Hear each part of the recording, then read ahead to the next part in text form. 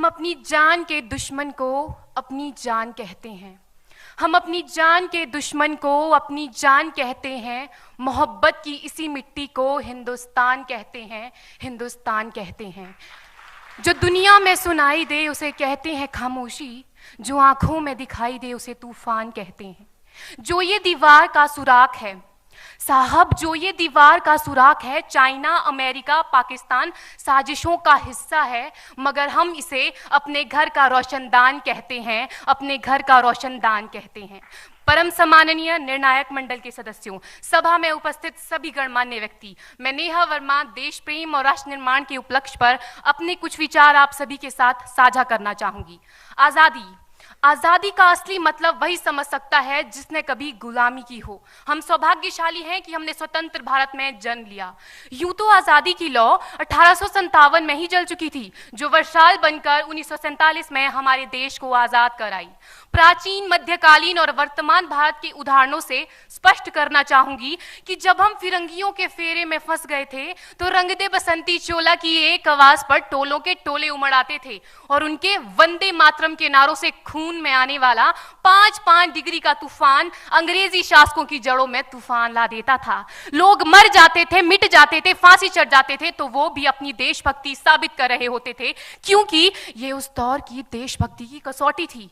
उसके बाद 62, 65 और 71 के युद्धों में अपना सुहाग गवा देने वाली औरत, जब घर के हालात ये हो जाया करते थे कि प्यार भी भरपूर गया, मांग का सिंदूर गया, नन्हे नौनिहालों की लंगोटियां चली गई, छोटी छोटी बेटियों की चोटियां चली गई, बाप की कमाई गई, भाई की पढ़ाई गई, ऐसा एक विस्फोट हुआ पता ही चला नहीं, पूरे जिस्म की ही कई बोटियां चली गई। और आपके लिए तो एक आदमी मरा है साहब, किंतु मेरे घर की तो रोटियां चली गई, मेरे घर की तो रोटियां चली गई वाले हालात पैदा हो जाने के बावजूद भी एक मां अपने बेटे को सरहद पर दुश्मनों की धज्जियां उड़ाने के लिए भेज देती थी और उसे पत्र लिखाकर ये भेजा करती थी कि अम्मा ने खत लिखा है बड़े ही चाव से, पुत्र मेरे ना घबरा जाना, 1 इंच भी पीछे ना हटना, चाहे इंच इंच कट जाना, चाहे इंच इंच कट जाना। इस तरह पूरा परिवार अपनी देशभक्ति साबित कर रहा होता था। तब देश बलिदान मांगता था, तब देश लड़ जाने को कहता था, तब देश मर जाने को, मिट जाने को, फांसी चढ़ जाने को कहता था। किंतु आज देश लड़ जाने को नहीं कहता, आज देश मर जाने को, मिट जाने को, फांसी चढ़ जाने को नहीं कहता, बल्कि मेरे विचारों में यदि कोई व्यक्ति अपना काम पूरी ईमानदारी, पूरी मेहनत और पूरी लगन से करे ना, तो वही सबसे बड़ा देशभक्त है। मैं नहीं मानती कि फेसबुक और व्हाट्सएप की डीपी को 3 रंग में रंगना ही देशभक्ति है। और यदि आप कहेंगे कि साल में 2 बार हाथ में तिरंगा ले लेना देशभक्ति है, तो मैं पूछना चाहूंगी कि फुटपाथ में रहने वाला वो बच्चा ट्रैफिक की छांव में नंगे पांव में जब तिरंगा बेच रहा होता है, तो क्या इसे आप उसकी देशभक्ति कहेंगे? ये उसकी देशभक्ति नहीं, उसके पेट के भूख की शक्ति है जो उसे ऐसा करने पर मजबूर करती है।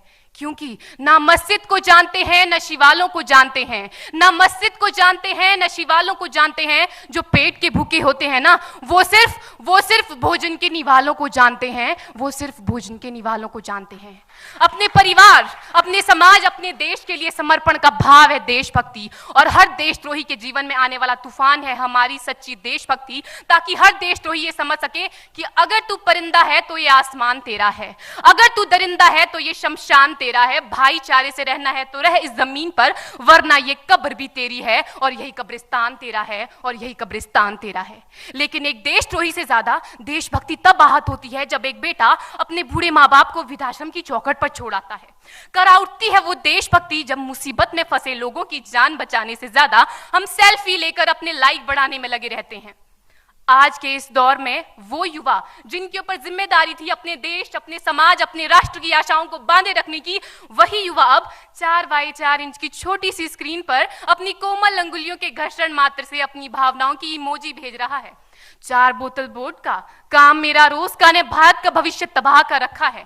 हम ना एक ऐसे समाज में जीते हैं जहां लड़कों से बात करता देख जो भाई हड़काते हैं, लड़कों से बात करता देख जो भाई हड़काते हैं, वही भाई अपनी गर्लफ्रेंड के किस्से घर में हंस हंस कर सुनाते हैं।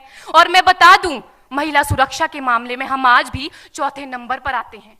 हम ना एक ऐसे समाज में जीते हैं जहां पत्थर की मूरत को लगते हैं 56 भोग और भूखे नंगे तड़पते सो जाते हैं लोग, भूखे नंगे तड़पते सो जाते हैं लोग। मजदूर को मजदूर समझिए, मजबूर नहीं। गरीब को काम दीजिए, दान नहीं। और अगर दान देने के इच्छुक हैं तो जीते जी रक्तदान दीजिए और मरने के बाद अंग दान देकर किसी मरते हुए को जीवन दान दीजिए। यही सच्ची देशभक्ति और यही सच्चा राष्ट्र प्रेम है। ना सरकार मेरी है ना रब मेरा है, ना सरकार मेरी है ना रब मेरा है, और ना ही ये बड़ा सा नाम मेरा है। बस इतनी सी बात का गुरूर है मुझे कि मैं भारत की हूं और ये भारत मेरा है और ये भारत मेरा है। परंतु एक वैचारिक बीमारी हमारे समाज में मुझे नजर आती है। कहा जाता है हम दुनिया के सबसे बड़े लोकतंत्र हैं, जहां हिंदू पैदा होते हैं, मुस्लिम, सिख और ईसाई भी पैदा होते हैं, लेकिन बदकिस्मती है अब इंसान पैदा नहीं होते। और मेरे विचारों में ना हिंदू की जरूरत है ना मुसलमान की जरूरत है। राष्ट्र निर्माण के लिए केवल अच्छे इंसान की जरूरत है, केवल अच्छे इंसान की जरूरत है। जरा सोच कर देखिए, ये पेड़ पौधे और शाखाएं भी परेशान हो जाएं अगर परिंदे भी हिंदू और मुसलमान हो जाएं। एक शैक्षणिक बीमारी भी हमारे समाज में मुझे नजर आती है, और बड़े ही आश्चर्य की बात है जिस देश ने पूरी दुनिया को तक्षशिला और नालंदा देकर के विश्वविद्यालय शिक्षा की बुनियाद रखी, आज विश्व के 100 सर्वश्रेष्ठ विश्वविद्यालयों में हमारा एक भी विश्वविद्यालय खड़ा नहीं हो पाता। जहां एक और हमारे पास IIT, IIM और NIT जैसे शिक्षण संस्थान हैं, तो वहीं दूसरी ओर इस देश के गरीबों को बेरोजगारी की जमात में खड़ा करने के लिए उनके हाथ में सर्व शिक्षा अभियान का झुंझुना पकड़ा दिया जाता है। और मैं बता दूं, इस शैक्षणिक बीमारी का केवल एक कारण वो ये कि हमारे देश की शिक्षा नीति केवल 2 तरह के लोगों के लिए बनती है। पहले वो जो विद्वान हैं और दूसरे वो जो धनवान हैं। इसी तरह की कई गजब की बीमारियां हैं, और इन बीमारियों की जो जड़ है ना, वो हमारा अंधविश्वास। और मेरे विचारों में जब तक इस देश का युवा अपनी सफलता के लिए मंदिरों में जा जाकर नारियल फोड़ फोड़ कर भगवान को रिश्वत लगाता रहेगा, हमारे समाज का शिक्षित वर्ग ही बिल्ली के रास्ता काटने पर खड़े हो जाना, अपने धर्म अपनी जाति को ऊंचा मानकर दूसरों के धर्म की अवहेलना करता रहेगा, तब तक ना तो इस देश से अंधविश्वास खत्म होगा और ना ही हमारा राष्ट्र निर्माण संभव होगा।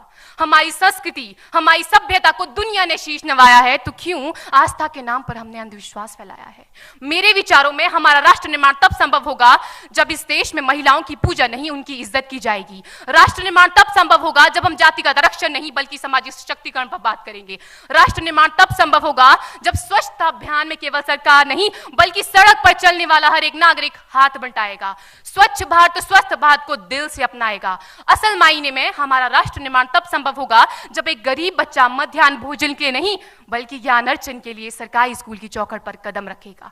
और हमारा राष्ट्र निर्माण तब तक संभव नहीं होगा जब तक एक नागरिक नैतिक रूप से सटीन, चारित्रिक रूप से भ्रष्ट, मानसिक रूप से दिवालिया, धार्मिक रूप से अंधा, राजनीतिक रूप से गंदा, स्वैच्छिक मान मूल्यों के आंकड़ों में जिन्न शिन्न पैपंदमयी अखंड भारत को खंड खंड करता रहेगा। तब तक हमारा राष्ट्र निर्माण संभव नहीं होगा। बड़ी बड़ी बातें नहीं, छोटी छोटी कोशिशें करनी होगी, क्योंकि ठोकर हमें पहाड़ से नहीं पत्थरों से लगा करती है।